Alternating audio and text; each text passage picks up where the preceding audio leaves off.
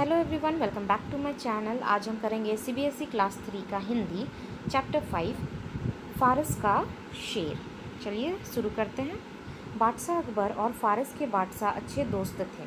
तो अकबर और फारस के जो बादशाह थे राजा, वो अच्छे दोस्त थे। दोनों ही अक्सर एक दूसरे को कीमती तोहफे भेजते रहते थे। वे दरबारियों की होशियारी की परीक्षा लेने के लिए एक दूसरे को पहेलियाँ भी भेज करते थे। तो ये जो दोनों दोस्त हैं वो एक दूसरे को एक्सपेंसिव मतलब कीमती तोहफा भेजते रहते थे। प्लस दरबारियों की जो मतलब कि कितना इंटेलिजेंट है बोल के उसीलिए वैसे ही टाइप का उन लोग भेजते थे, पज़ल टाइप का तोहफा, ताकि दरबारी सॉल्व करें।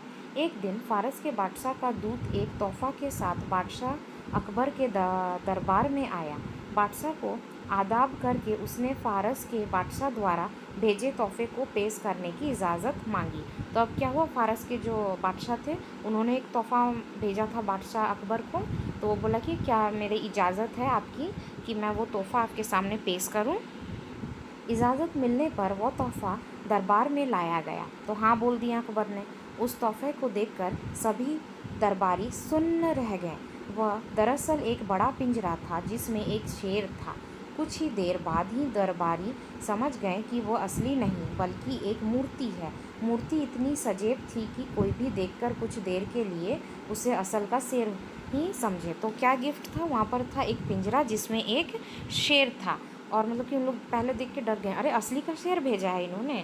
फिर बाद में धीरे धीरे देखा कि वो एक मूर्ति है, ठीक है, बट दूर से कोई देखेगा तो लगेगा कि असली का ही शेर है।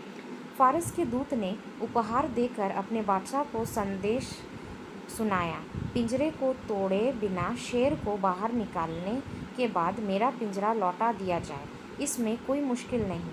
बादशाह अकबर बोले, पिंजरे का दरवाज़ा खोलकर शेर की मूर्ति बाहर निकाल लो और पिंजरा वापस कर दो। तो उसमें फिर उन्होंने संदेश भी भिजवाया था फारस के बादशाह ने कि आप लोग एक काम करो, शेर निकाल लो और पिंजरा अपने पास ही मतलब पिंजरा मेरे को भेज दो। तो ये बोले बादशाह अकबर, हाँ क्या है, भेज दो पिंजरा, चलो दरवाजे से शेर को निकालो और फिर जाके पिंजरा भेज दो।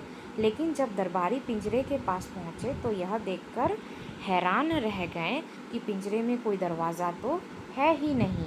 जब पिंजरे में कोई दरवाज़ा ही नहीं है तो शेर को बाहर कैसे निकाला जाए?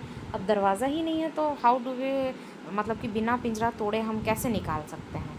कुछ दरबारी बोले कि शेर को छोटे छोटे टुकड़ों में तोड़कर निकाल लिया जाए, लेकिन कुछ का कहना था कि शेर किसी मजबूत धातु का बना होगा और इस तरह उसे तोड़ना आसान नहीं होगा। तो उन लोग बोले मूर्ति का शेर ही है तो उसको पूरा खींच खींच के तोड़ दो और उसके बाद निकल जाएगा वो अपने आप। लेकिन वो कुछ अलग ही धातु का बना था कि वो टूट भी नहीं रहा था। Oh sorry.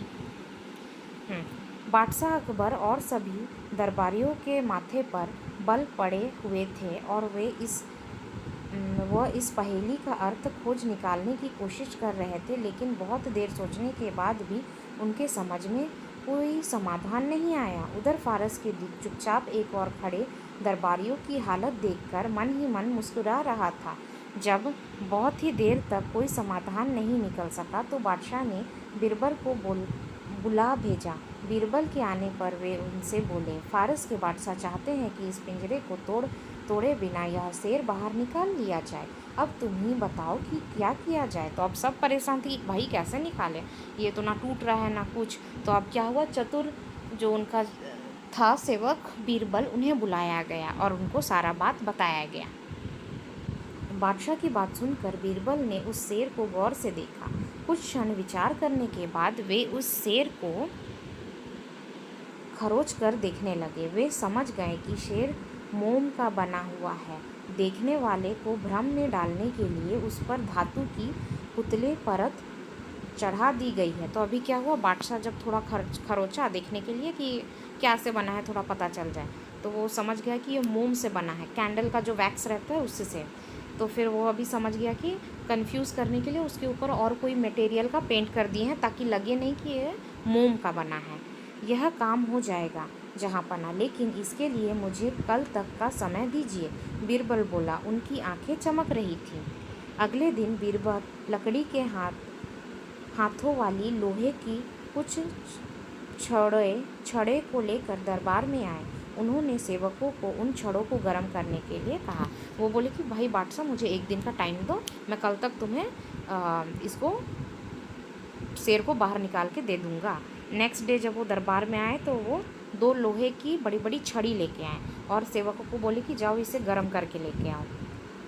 जब यह काम हो गया तो वे उन छड़ों को उस शेर के शरीर में घुसेड़ने लगे। बादशाह अकबर और सभी दरबारी बीरबल को यह सब करते हुए बड़े ध्यान से देख रहे थे। जैसे ही गर्म छड़ी शेर के शरीर में डाली, मोम पिघलने लगा। जल्दी ही सारा मोम पिंजरे के बाहर आ गया। बादशाह अकबर मुस्कुरा रहे थे।